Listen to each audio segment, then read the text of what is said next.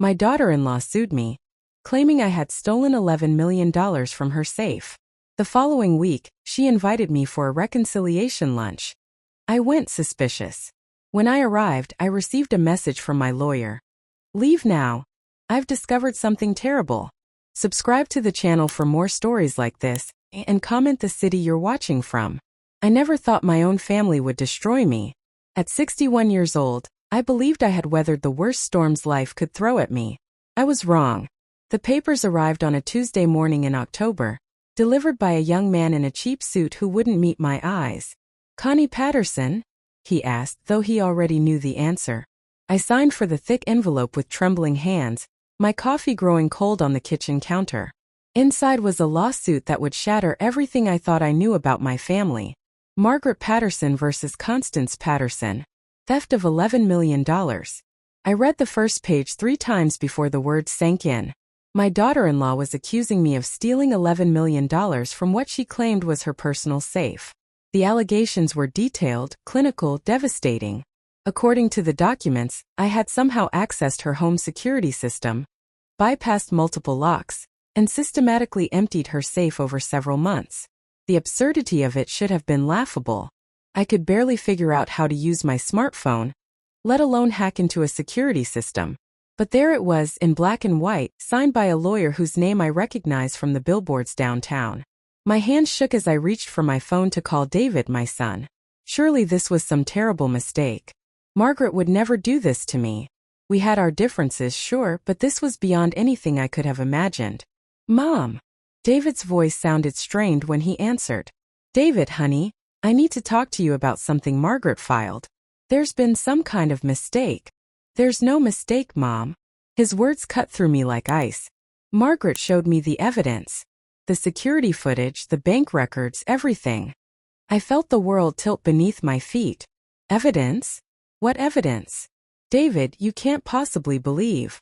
I don't know what to believe anymore. His voice broke, and I could hear Margaret whispering something in the background. The lawyers say you took $11 million over 6 months. They have footage of you entering our house when we weren't there. That's impossible. I've only been to your house when you invited me, and you were always there. My voice rose despite my efforts to stay calm. David, I'm your mother. How can you believe I would steal from you? Because the evidence doesn't lie, Mom. People do. The line went dead. I stared at the phone in my hand, unable to process what had just happened. My son, the baby I had raised alone after his father walked out, the man I had sacrificed everything for, believed I was a thief. The next few days passed in a haze of disbelief and growing dread. I called 3 lawyers before finding one willing to take my case. Robert Martinez was a kind man in his 50s who listened patiently as I explained the situation. Mrs. Patterson, I have to be honest with you, he said, reviewing the lawsuit documents. This is serious. $11 million is federal territory. If they have the evidence they claim to have, you could be looking at 25 years in prison. 25 years. At 61, that might as well be a life sentence. But I didn't do it, I whispered, the words feeling inadequate against the weight of the accusations. I believe you, Robert said quietly. But belief isn't enough in court. We need to prove it. The community I had lived in for 30 years began to turn against me almost immediately. Mrs. Henderson, who had been my neighbor since David was in elementary school, crossed the street when she saw me. The cashier at the grocery store, someone I had chatted with for years, couldn't meet my eyes. Whispers followed me everywhere I went. The worst part was the isolation from my own family. David stopped returning my calls entirely. My sister Linda, who lived 2 states away, called to tell me she thought it was best if I didn't come for Thanksgiving this year. Just until this all gets sorted out, she said, but I could hear the doubt in her voice. Margaret had played this perfectly. She had positioned herself as the grieving victim, the devoted wife and daughter-in-law who had trusted the wrong person. In every conversation, every legal document, she came across as heartbroken but determined to see justice served. I found myself replaying every interaction we had ever had, searching for signs I had missed. Margaret had married David 5 years ago, a whirlwind romance that had seemed too good to be true. She was beautiful, charming, and came from money. I had been thrilled that my son had found someone who seemed to adore him. But looking back, I could see the subtle ways she had begun to drive wedges between David and me. The comments about how I was too involved in their lives. The way she would schedule important events when she knew I couldn't attend, then express disappointed surprise that I had missed them. The gradual reduction in invitations to family gatherings. I had chalked it up to normal adjustment issues. A new wife naturally wanted to establish her own traditions with her husband. I had stepped back, given them space, tried to be the understanding mother who didn't interfere. Now I realized I had made it easier for her to isolate me from my son. The sleepless nights were the worst. I would lie in bed, staring at the ceiling, replaying every conversation, every moment trying to understand how my life had fallen apart so completely. The woman I had welcomed into my family, the woman I had tried so hard to love, was systematically destroying me. And my son, my precious boy, believed her over me. The financial strain was immediate and crushing. Legal fees were mounting, and my reputation in the community was in ruins. The small consulting business I had built over the last decade was hemorrhaging clients. Nobody wanted to work with someone accused of stealing $11 million. 3 weeks after receiving the lawsuit, I was sitting in my kitchen, staring at a stack of unpaid bills when my phone rang. The caller ID showed Margaret's name.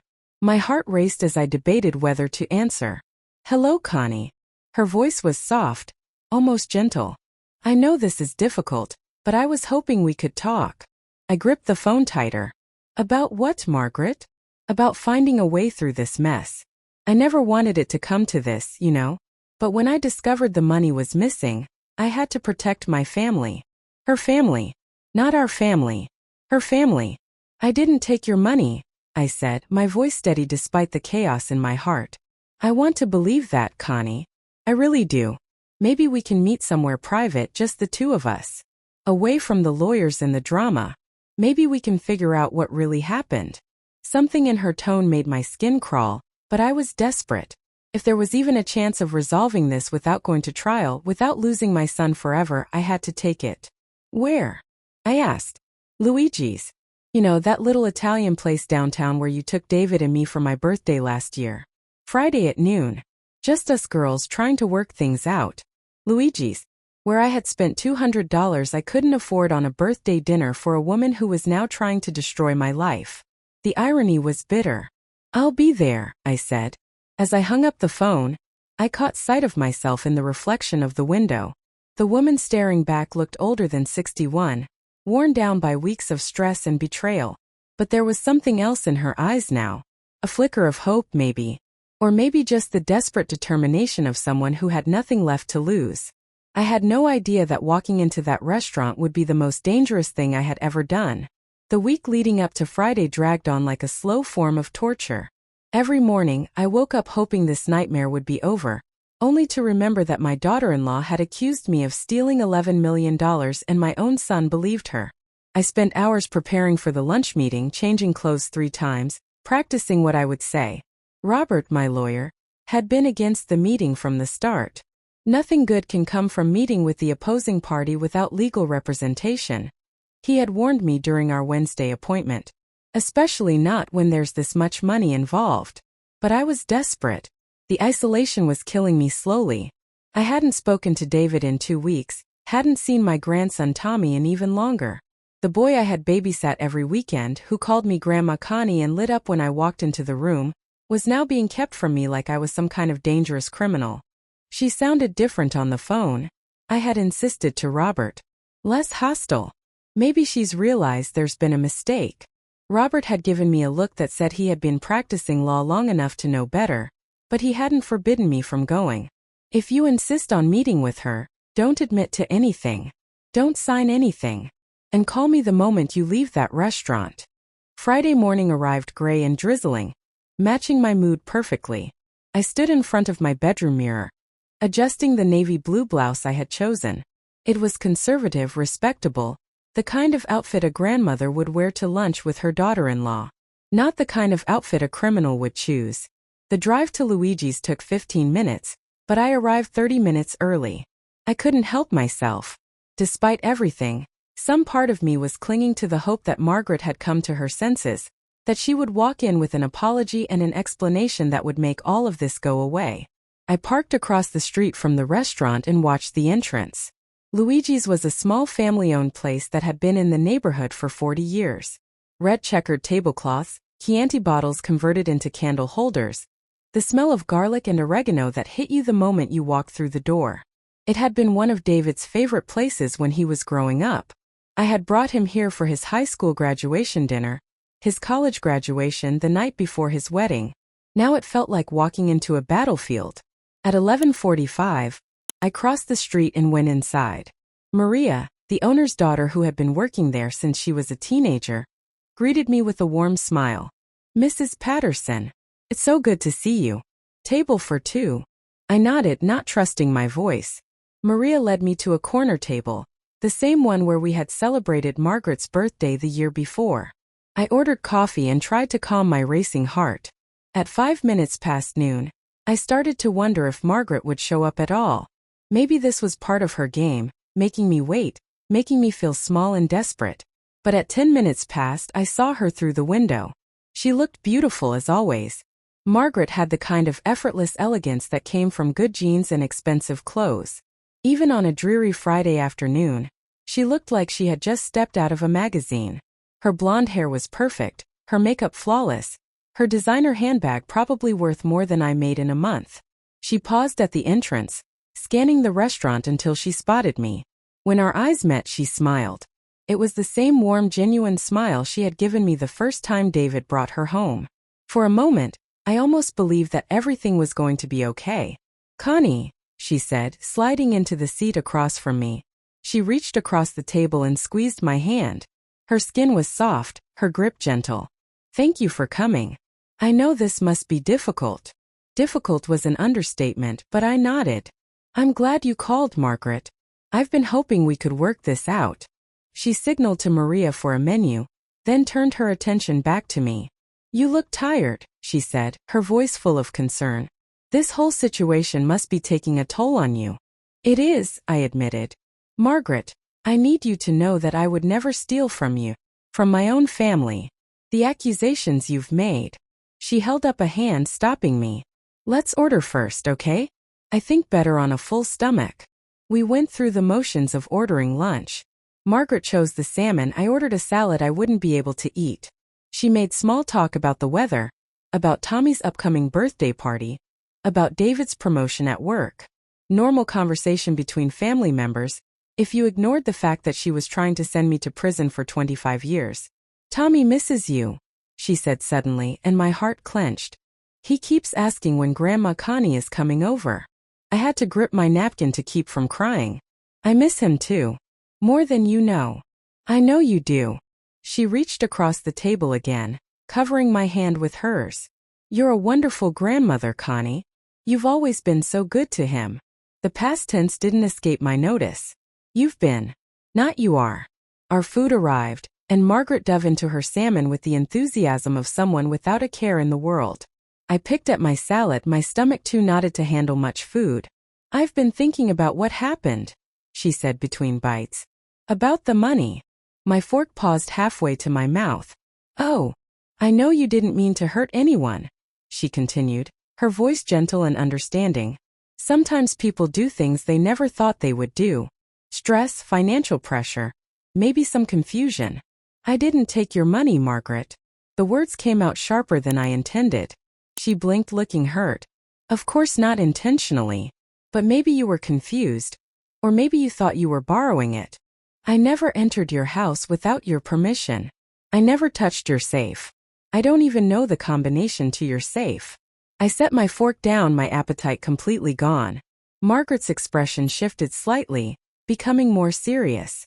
"The thing is, Connie, we have evidence. Security footage, bank records, fingerprints on the safe." "That's impossible." "I know it's hard to accept," she said, her voice taking on a patient, almost condescending tone. "Memory issues can be confusing. Maybe you genuinely don't remember." "There's nothing wrong with my memory." I was starting to feel trapped like an animal in a cage. The gentle, understanding Margaret was becoming something else, something harder. She leaned back in her chair, studying me. "David thinks maybe you should see a doctor." Someone who specializes in memory issues. It might help explain what happened. The implication hit me like a slap. She wasn't just accusing me of theft.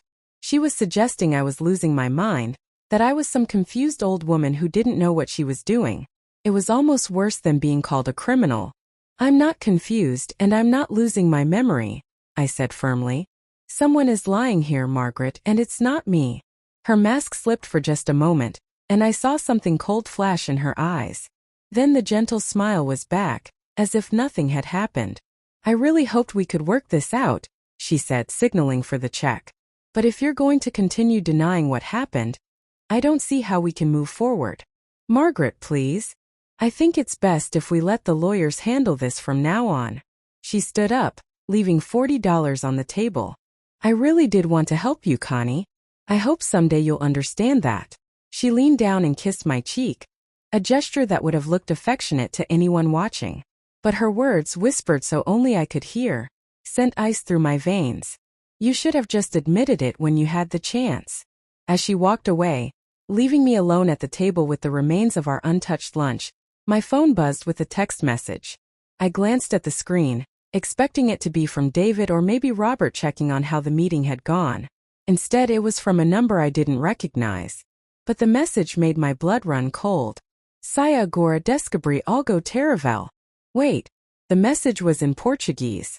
I stared at it, confused. Then my phone buzzed again, this time with a message from Robert's number. "Get out now, I discovered something terrible." My hand started shaking as the implication hit me.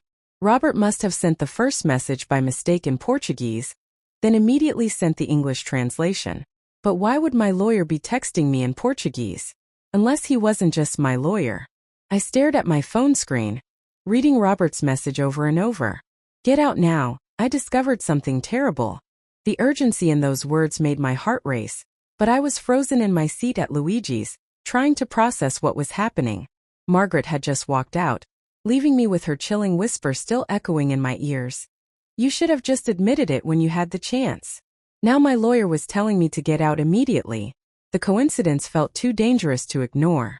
I fumbled with my phone trying to call Robert back, but it went straight to voicemail. My hands were shaking so badly I could barely hold the device. Around me, the restaurant continued its normal Friday afternoon rhythm. Other diners chatted over their meals, Maria wiped down tables, the kitchen staff called out orders. But I felt like I was in a bubble of terror, separated from the normal world by something I couldn't yet understand. Another text came through, this time clearly from Robert. "Do not go home. Do not talk to anyone from the family. Meet me at my office in 1 hour. This is bigger than we thought." I stood up so quickly that my chair scraped loudly against the floor. Several other diners looked over, and I forced myself to walk calmly toward the exit. But inside, every instinct was screaming at me to run. As I reached the door, I caught a glimpse of movement across the street. A black sedan was parked in the spot where I had been sitting earlier, and I could see 2 figures inside. The windows were tinted too dark to make out faces, but something about their stillness felt predatory. Were they watching the restaurant? Watching me?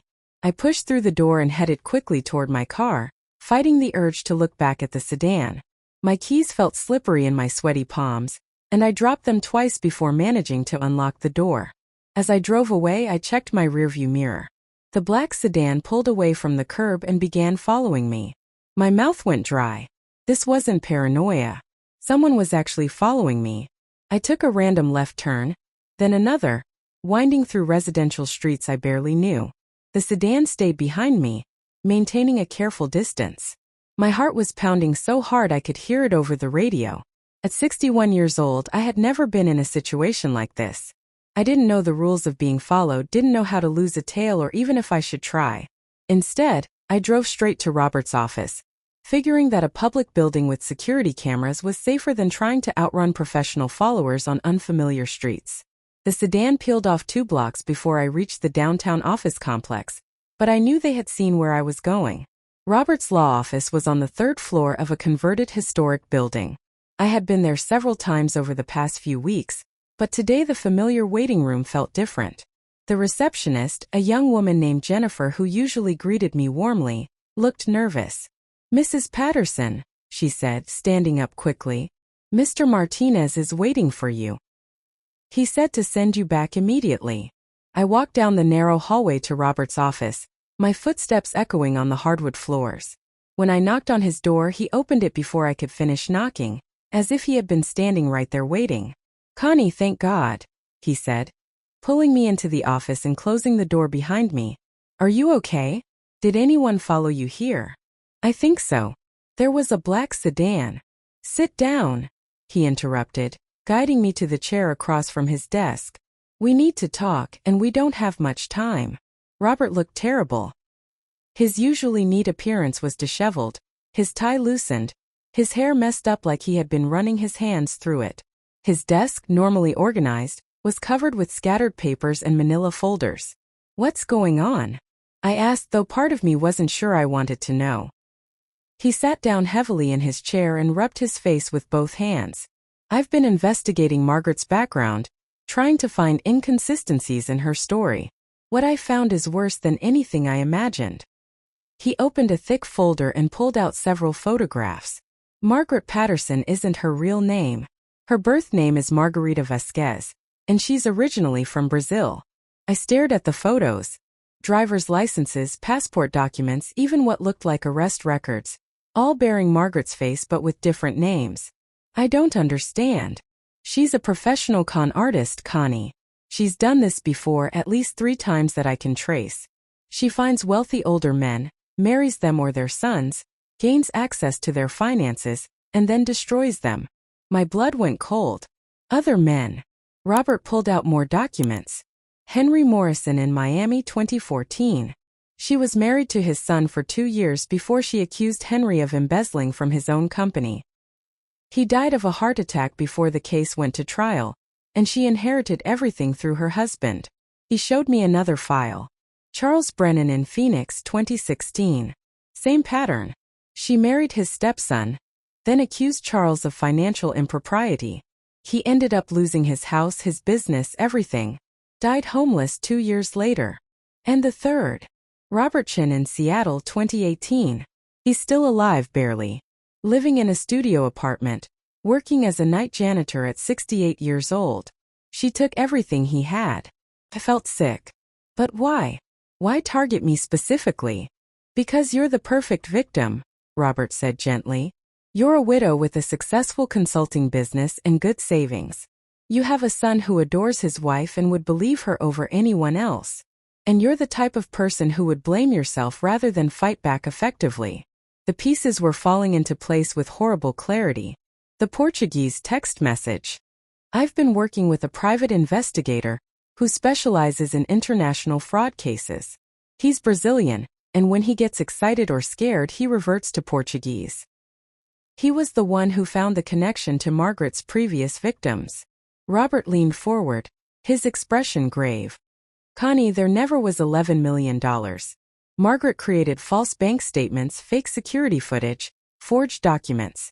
She's been planning this for at least a year, maybe longer. But David believes her. He's seen the evidence. David has seen what she wanted him to see. She's been manipulating him for years, isolating him from you, making him distrust his own judgment about his mother. I thought about all the subtle changes in David over the past few years. The way he had become more distant, more critical of me, more defensive of Margaret.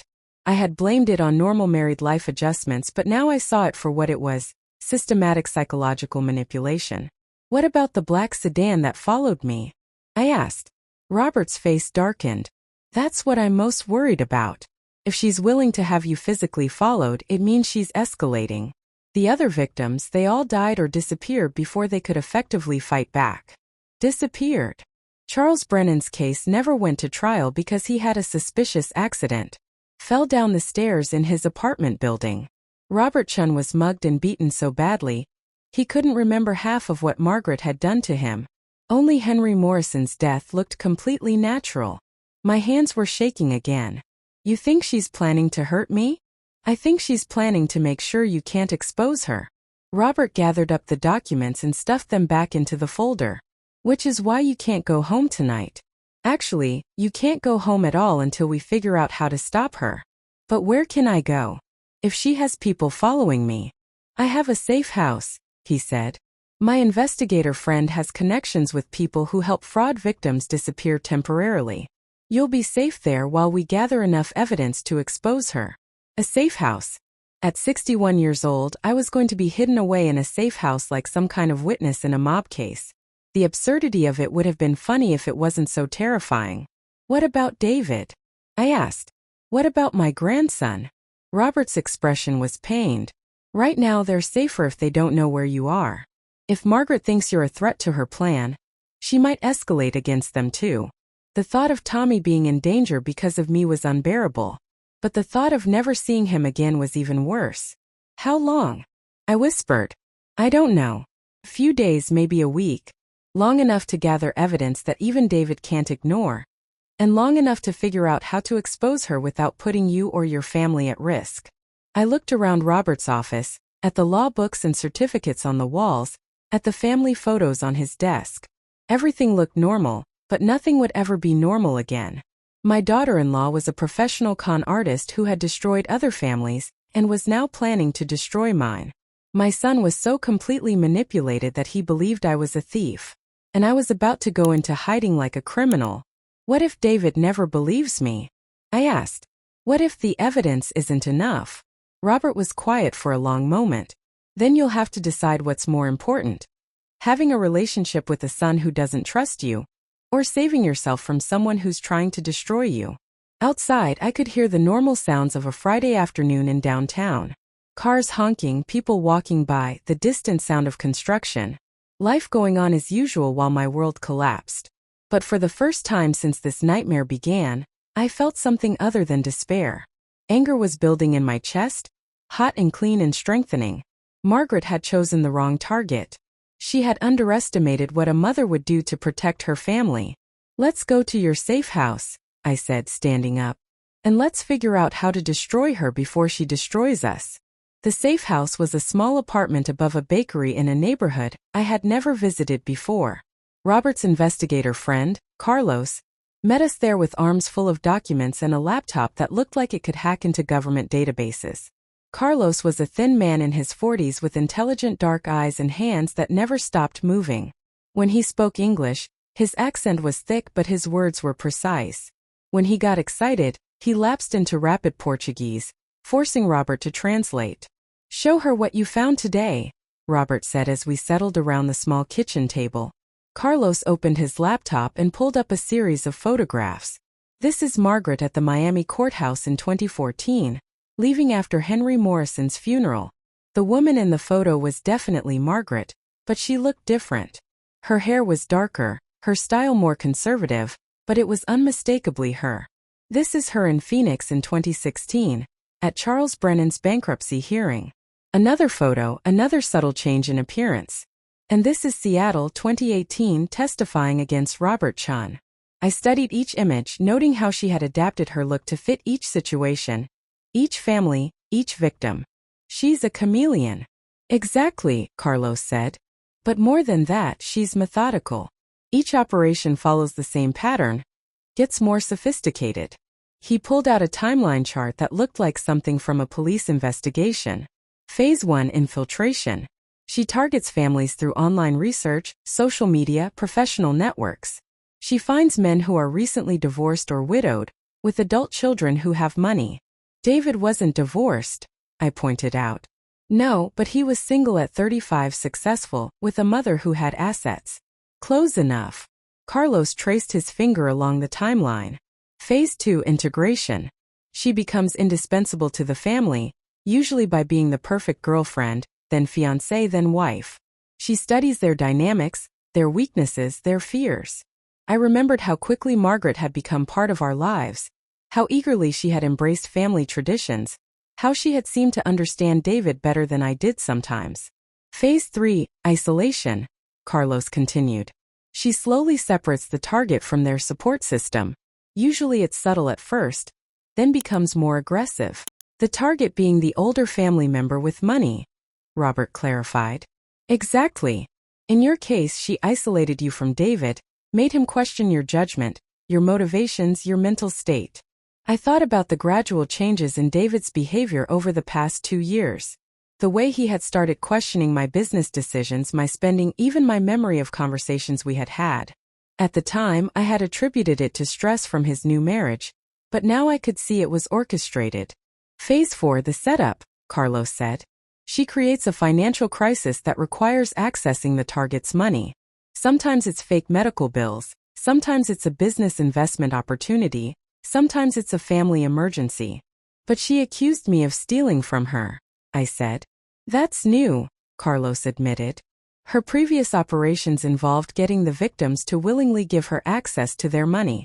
This is more sophisticated, more aggressive. She's evolving. Robert leaned forward. We think she chose this approach because you're more independent than her previous targets. You weren't going to fall for a sob story or a fake investment opportunity. Phase 5, the destruction, Carlos continued grimly. Once she has what she wants, she destroys the target's credibility, their relationships, sometimes their life. The goal is to make sure they can never effectively fight back or expose her. I shuddered, thinking about Henry Morrison's heart attack, Charles Brennan's suspicious fall, Robert Chen's convenient mugging. But I've discovered something else, Carlos said, his voice dropping. Something that changes everything. He opened another folder and pulled out a thick stack of financial documents.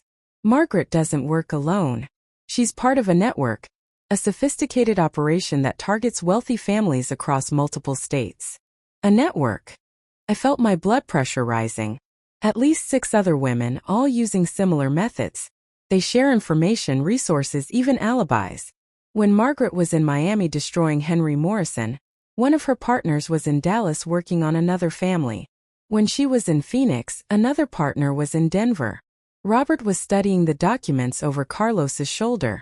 This is organized crime. Exactly. And it gets worse. Carlos pulled out bank records. The money they steal doesn't just disappear. It's being funneled into legitimate businesses, real estate investments, even political campaigns. This isn't just theft. It's money laundering on a massive scale. I stared at the papers, trying to process the magnitude of what they were telling me. So I'm not just dealing with one con artist. I'm dealing with a criminal organization. Yes, and that's why the black sedan, why the surveillance.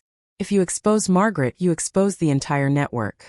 They have millions of dollars at stake, and they've killed before to protect their operation. The room fell silent except for the sound of my own breathing.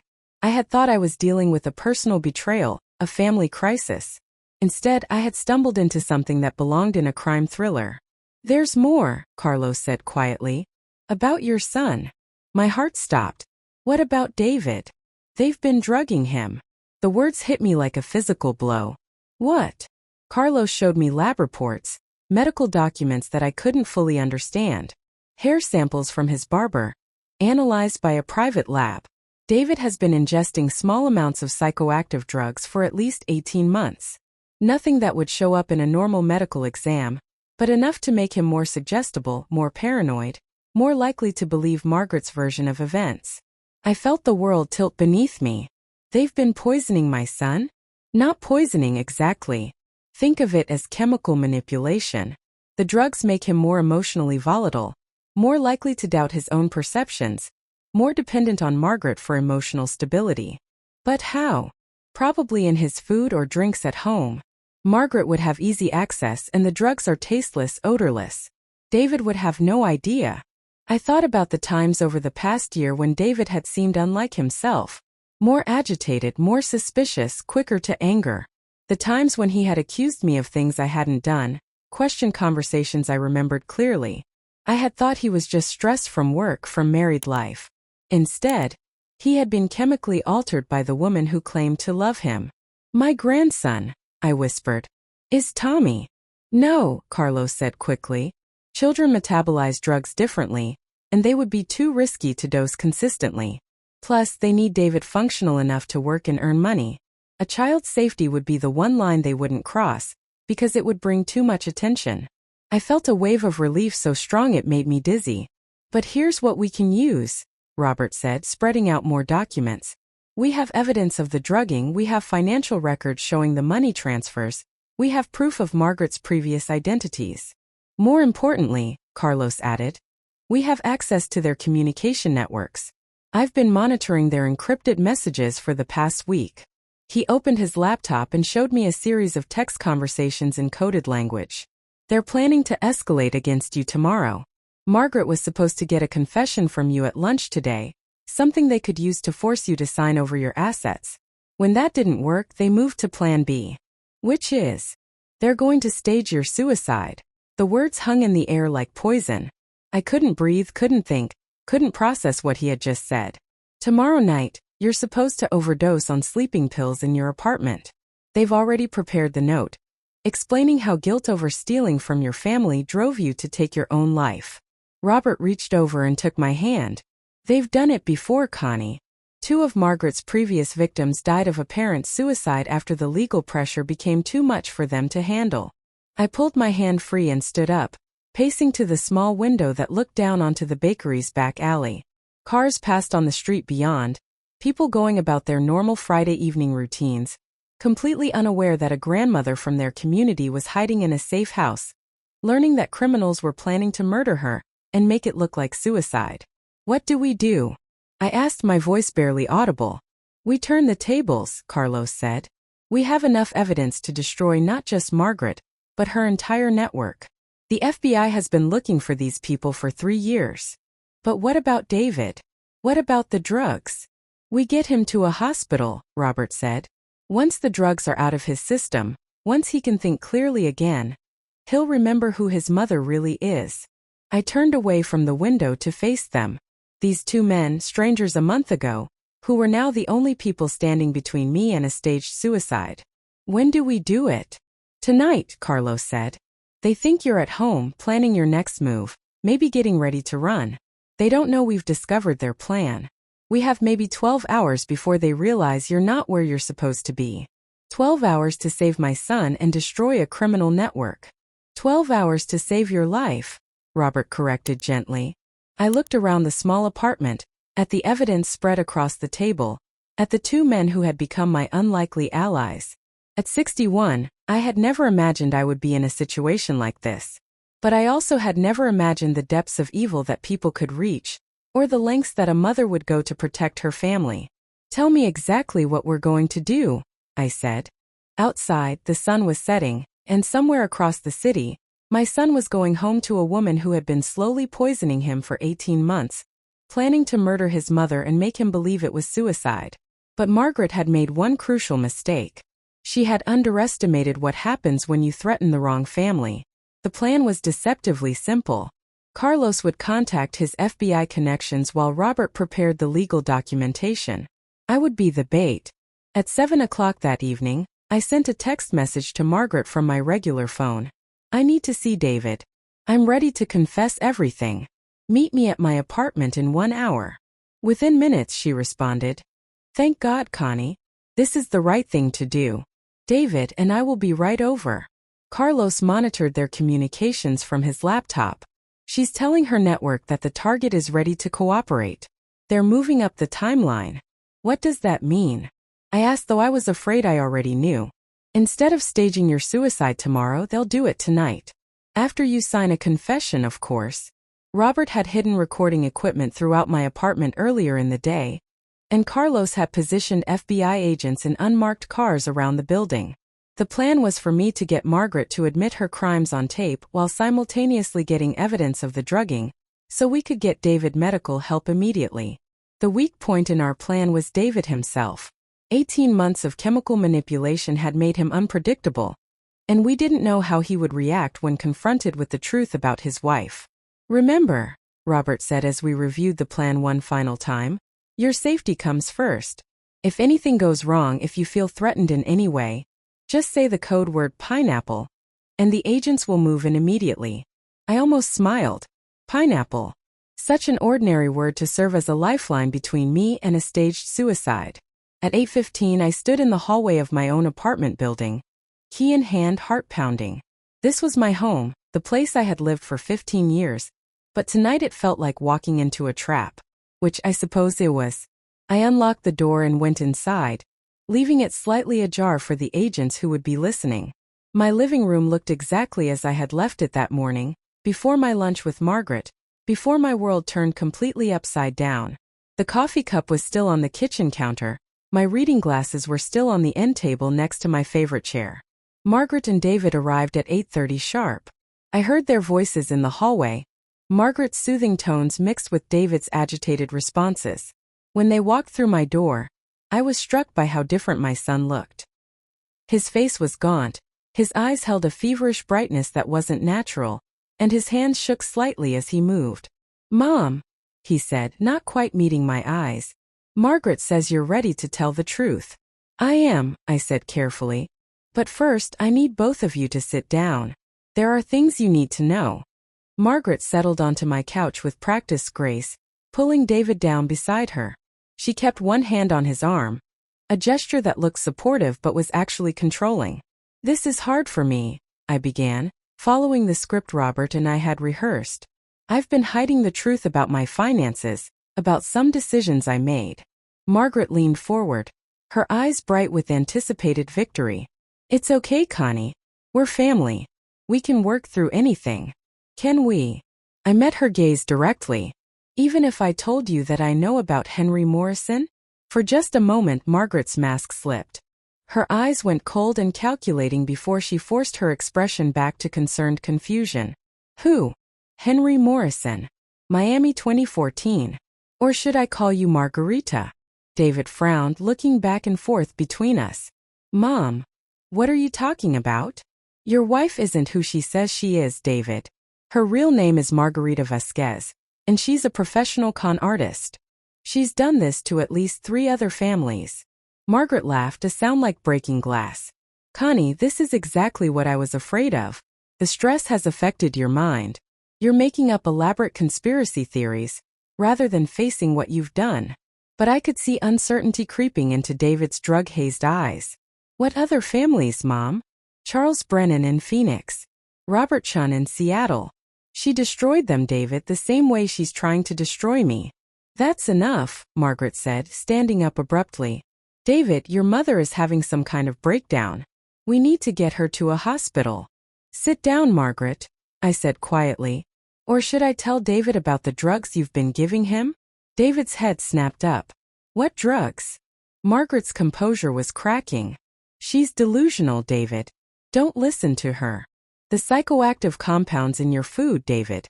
For 18 months. That's why you've been feeling confused. Why you've been having trouble trusting your own memories."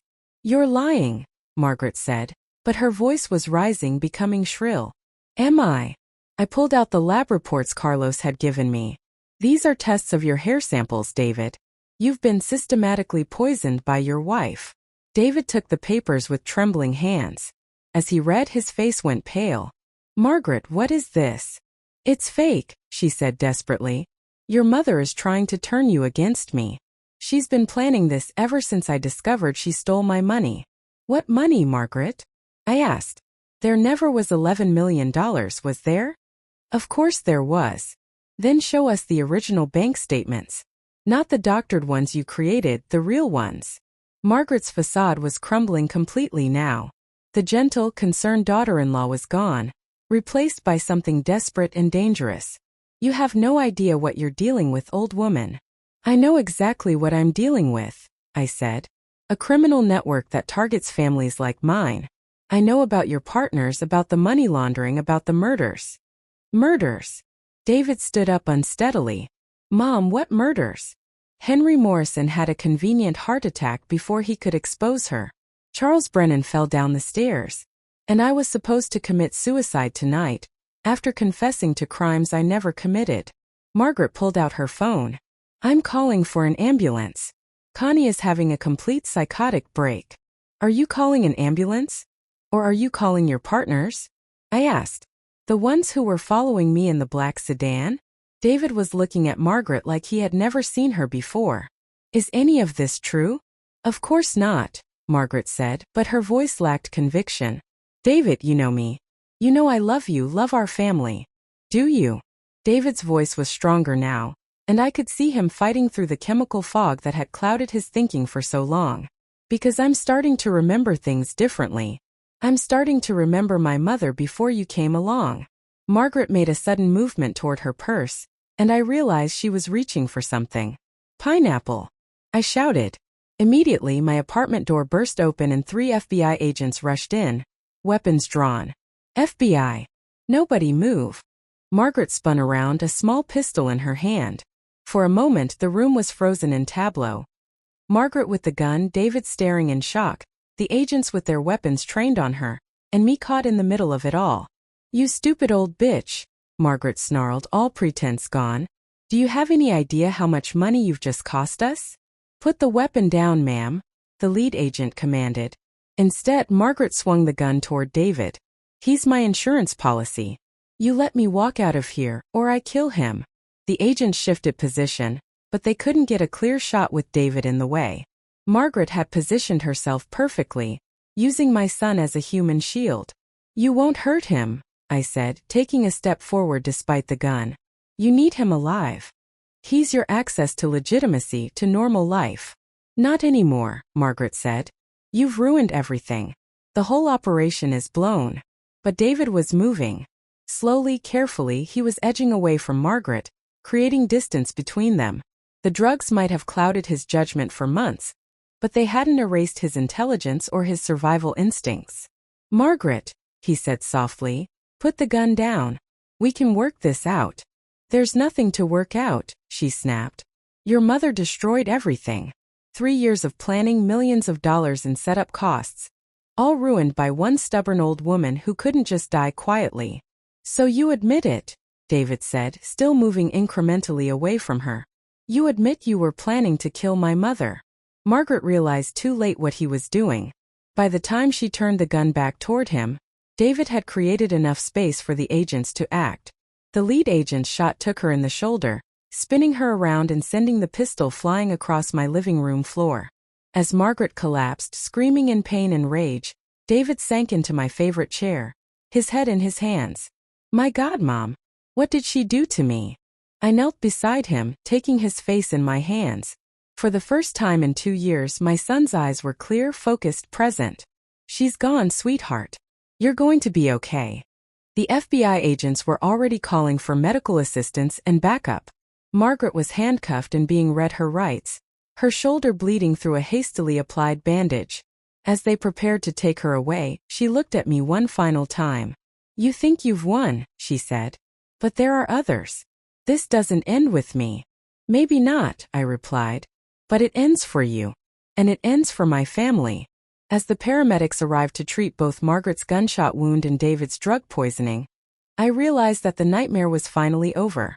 My son was alive, the truth was exposed, and justice was being served. But the real victory wasn't in Margaret's arrest or the dismantling of her criminal network. The real victory was in the clear, loving look in David's eyes as he reached for my hand. I'm sorry, Mom, he whispered. I'm so sorry I didn't believe you. You couldn't help it, I said, squeezing his hand. She made sure of that. Outside my apartment window, I could see neighbors gathering on the street, drawn by the police cars and ambulances. Tomorrow the whole community would know what had happened. But for the first time in weeks, I didn't care what people thought. My son was safe. My grandson would grow up knowing his grandmother. And Margaret would never hurt another family again. The war was over and we had won. 3 months later, I sat in my garden on a warm Saturday morning, watching Tommy chase butterflies between the rose bushes. At 2 years old, he had no memory of the chaos that had nearly destroyed our family, and I was grateful for that small mercy. David was inside making coffee, moving around my kitchen with an ease he hadn't shown in years. The doctor said it would take another few months for all traces of the psychoactive drugs to leave his system completely, but he was already more himself than he had been since his wedding day. Grandma Connie, Tommy called, running toward me with his arms full of dandelions. Flowers for you. I accepted the wilted bouquet with the solemnity it deserved. They're beautiful, sweetheart. Should we put them in water? As I arranged Tommy's gift in a small vase, I reflected on how much had changed. The FBI investigation had been swift and thorough. Margaret's criminal network had been larger than even Carlos had suspected, spanning 12 states and involving millions of dollars in fraudulent schemes. She was currently serving 25 years in federal prison, with no possibility of parole. More importantly, 5 other families had been saved from the fate that had nearly befallen us. The evidence we provided had allowed authorities to prevent 3 additional operations that were already in progress, sparing other mothers and grandmothers from the nightmare I had endured. David emerged from the kitchen carrying a tray with coffee for us and apple juice for Tommy. He moved carefully, still adjusting to life without the chemical fog that had clouded his judgment for so long. "I called Dr. Richardson," he said, settling into the chair beside me. "She wants to see me again next week, just to monitor my progress." Dr. Richardson was the psychiatrist who had been helping David process the trauma of discovering that his wife had been systematically drugging and manipulating him. The therapy sessions were difficult, but David was committed to understanding how he had been so thoroughly deceived. "How are you feeling about that?" I asked. "Better each time," he said honestly. "It's hard to accept how completely she controlled my thoughts, my emotions, my perception of reality. But I'm starting to remember who I was before her, who we were as a family." Tommy climbed onto David's lap, sticky fingers leaving traces of apple juice on his father's shirt. David didn't seem to mind. In fact, since Margaret's arrest, he had become a much more present, engaged father. "I keep thinking about the timing," David said, adjusting Tommy's position so the little boy could reach his juice cup. "If you hadn't gone to that lunch meeting, if Robert hadn't discovered her background when he did." "But I did go, and he did discover it," I said gently. "That's what matters." The truth was, I rarely thought about the what-ifs anymore. The weeks immediately after Margaret's arrest had been consumed with FBI interviews, legal proceedings, and medical appointments. David had been hospitalized for 4 days while doctors worked to clear the drugs from his system and assess any long-term damage. Tommy had stayed with me during that time, and watching my grandson toddle around my house had reminded me of what I had been fighting for. "Mom," David said quietly, "I need to ask you something, and I want you to be completely honest with me." I set down my coffee cup, giving him my full attention. "Do you forgive me? For not believing you, for choosing her over you, for letting her nearly destroy you?" I had been expecting this conversation for weeks. David's guilt over his role in Margaret's scheme was almost as damaging as the drugs had been. He couldn't accept that he had been a victim too. "David," I said, taking his free hand, "you were chemically altered for 18 months. Your ability to think clearly, to trust your own instincts, to remember accurately was compromised. You're not responsible for decisions you made, while you were essentially being poisoned." "But I should have known," he insisted. "You're my mother. I should have trusted you." "Margaret was a professional," I reminded him. "She had years of experience manipulating families, turning children against parents. She knew exactly which psychological buttons to push, exactly how to make you doubt yourself and doubt me." Tommy looked up at his father, sensing the emotional weight of the conversation even if he couldn't understand the words. "Daddy sad?" he asked with 2-year-old directness. "Daddy's okay," David said, kissing the top of Tommy's head. "Daddy's learning to be better." As we sat in comfortable silence, I thought about the letter that had arrived yesterday. It was from Robert Chun, the man in Seattle who had been one of Margaret's earlier victims. He had read about her arrest in the news and wanted to thank me for having the courage to fight back when he couldn't. "I lost everything to that woman," he had written. "My savings, my reputation, my relationship with my children. I was too ashamed, too broken to fight effectively. Reading about your case has given me hope that maybe it's not too late to rebuild my life."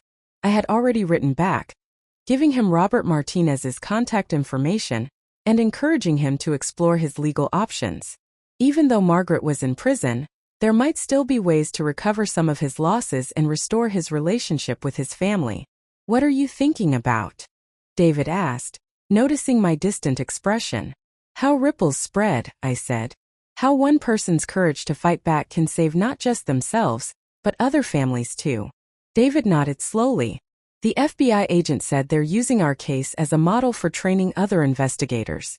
Apparently, Margaret's network was more sophisticated than anything they'd seen before. And now they know how to recognize the patterns," I said with satisfaction. Tommy had finished his apple juice and was eyeing the garden hose with the unmistakable look of a toddler planning mischief.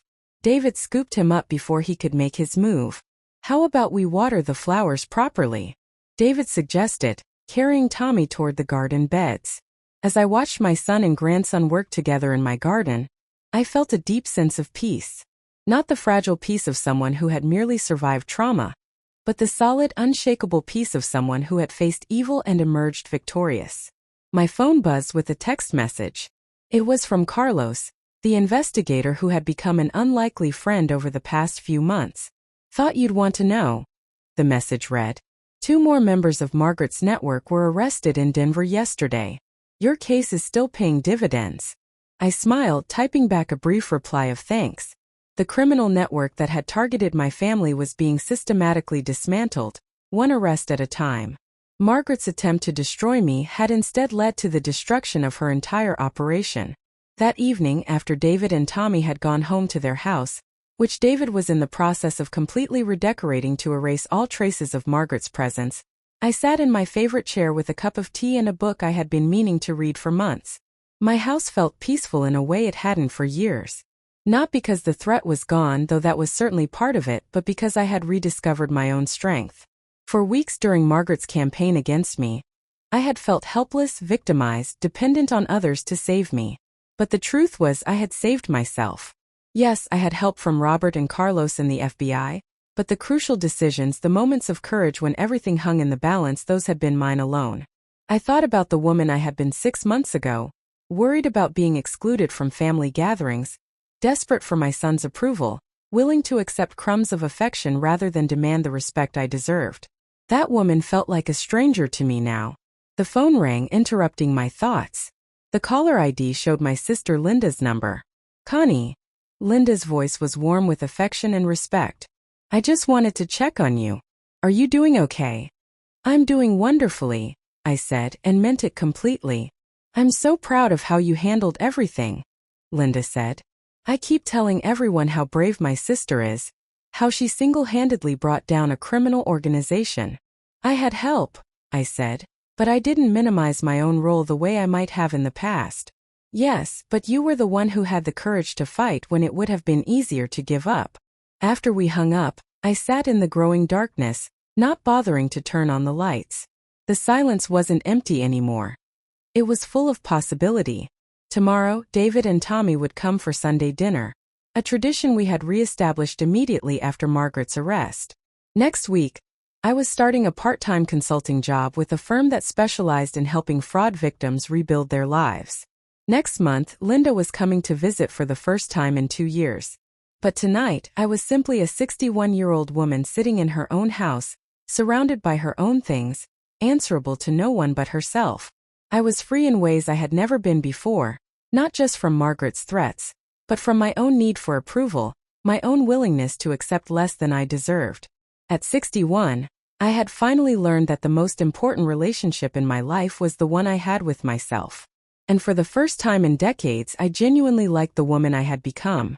The peace I felt wasn't just the absence of conflict. It was the presence of strength, of self-respect, of the quiet satisfaction that comes from knowing you fought the good fight and won. Margaret had tried to destroy me, but instead she had shown me who I really was. And who I really was, it turned out, was magnificent. As I finally rose to turn on the lights and lock up for the night, I caught sight of myself in the hallway mirror. The woman looking back at me had silver hair and laugh lines, hands that showed the work of 61 years of living. But her eyes were the eyes of someone who had stared down evil and emerged victorious. Someone who had saved not just herself, but her family and other families she would never meet. I smiled at my reflection, turned off the lights, and went to bed. For the first time in years, I fell asleep immediately, deeply, peacefully. The sleep of someone with a clear conscience and a liberated heart. The war was over, and I had won more than just a victory. I had won myself back.